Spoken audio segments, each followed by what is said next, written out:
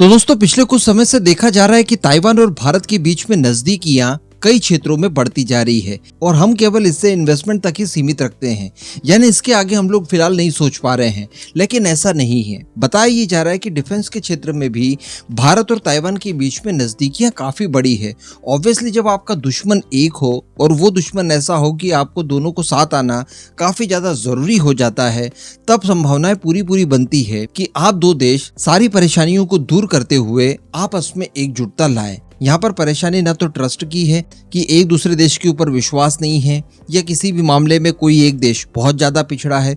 दोनों ही देश अपनी जगह काफी अच्छे हैं, दोनों देशों के बीच में ट्रस्ट काफी बढ़िया है। बस प्रॉब्लम निकल कर आती है चाइना की वन चाइना पॉलिसी, जिसको भारत मानता है।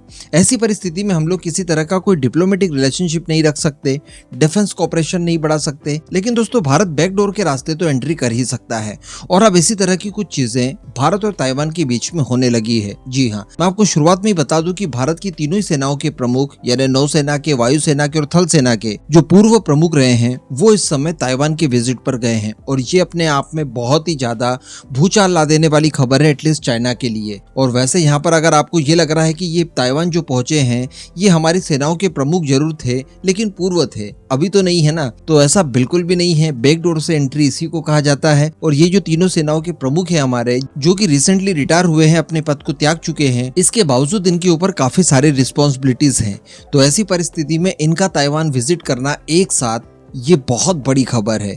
चलिए जानते हैं कि एक्चुअली मकसद क्या है और यहाँ पर भारत एक्चुअली करना क्या चाहता है। तो दोस्तों मैं आपको बता दूं कि ताइवान में इस समय केटागलन फोरम 2023 चल रहा है, जिसमें इंडो पैसिफिक डिफेंस डायलॉग को आयोजित किया गया है और इसमें भारतीय प्रतिनिधियों के तौर पर तीनों ही सेनाओं के प्रमुखों को देखा जा रहा है, जो कि इस समय ताइवान में मौजूद है। देखिए दोस्तों, बताया ये जाता है कि आने वाले 2-3 सालों में ताइवान के ऊपर चढ़ाई कर सकता है चाइना। यानी चाइना फिलहाल जिन जिन मामलों में लैग कर रहा है या जहां जहां पर भी उसकी तैयारियों में कमी पाई जाती है उसके खुद के हिसाब से, उन सारी चीजों को जब वो पूरा कर लेगा उसके बाद वो ताइवान के ऊपर अटैक करके उसे अपने कंट्रोल में लेने की कोशिश जरूर करेगा। और जो दुनिया भर के नामी ग्रामी बड़े एक्सपर्ट्स हैं उनका ये मानना है कि आगामी 3 से 4 सालों में ये सारी घटनाक्रम हमें देखने के लिए मिल सकती है।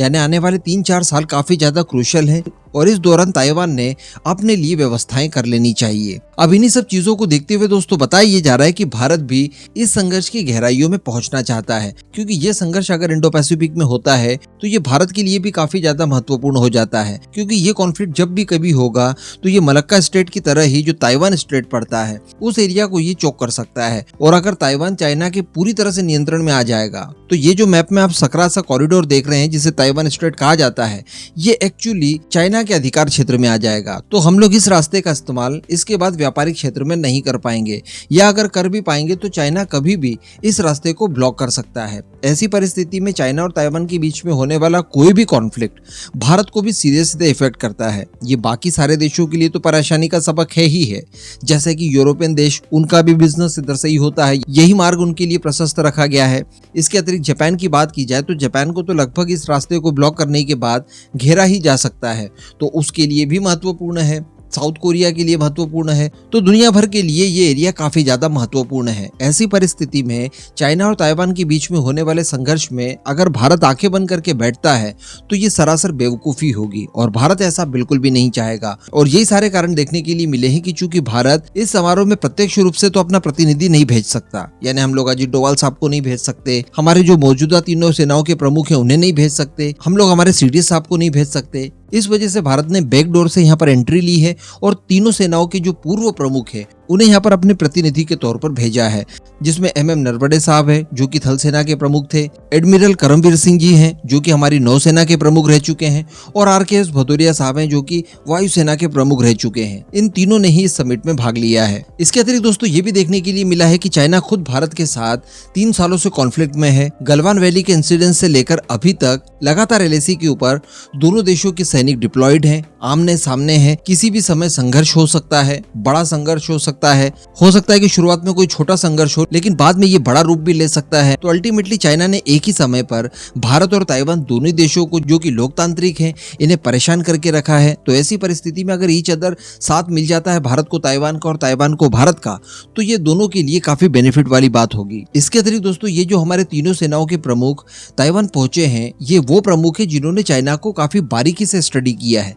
ये लोग रिसेंटली ही रिटायर हुए हैं। इसके अतिरिक्त जो मौजूदा कॉन्फ्लिक्ट भारत और चाइना के बीच में इस समय एलएसी पर चल रहा है, उस कॉन्फ्लिक्ट को भी इन्होंने मैनेज किया है तीनों ही फोर्सेस द्वारा। तो कहा जा सकता है कि इनका जो एक्सपीरियंस है चाइना के खिलाफ और मॉडर्न डे चाइना के खिलाफ एक्चुअली वो काफी ज्यादा महत्वपूर्ण हो सकता है। अगर अपनी यही बारीकियां ये ताइवान को किसी भी रूप में ट्रांसफर करना चाहे तो ताइवान के लिए इससे बड़ी संजीवनी बूटी इस समय दूसरी नहीं हो सकती।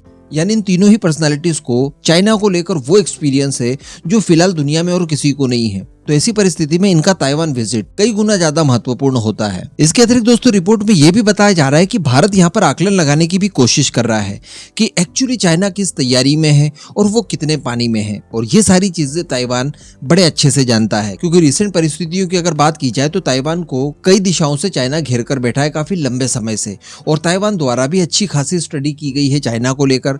तो जो एक्सपीरियंस उन लोगों ने लिया है वो एक्सपीरियंस वो हमें ट्रांसफर कर सकते हैं, जिससे भारत अपनी खुद की भी तैयारियों को उस लेवल की कर सकता है। इसके अतिरिक्त दोस्तों, इसका एक और इम्पोर्टेंस हो सकता है और वो हो सकता है एक संदेश देना, चाइना को इस बात का संदेश देना कि देखिए, हम भी हमारे प्रतिनिधि बैकडोर से ही सही लेकिन भेज सकते हैं। और अगर डू और डाई वाली कंडीशन आ जाती है तो ऐसी परिस्थिति में ताइवान और भारत दोनों मिलकर चाइना का एक साथ मुकाबला भी कर सकते हैं। यानी जो भी परिस्थितियां आगे जनरेट होगी उसके लिए दोषी आप खुद होंगे। इस बात को ध्यान में रखकर ही किसी तरह का कोई नया कॉन्फ्लिक्ट आप शुरू कीजिएगा। तो मेरे ख्याल से ये बहुत ही ज्यादा साहसी कदम है भारत की तरफ से।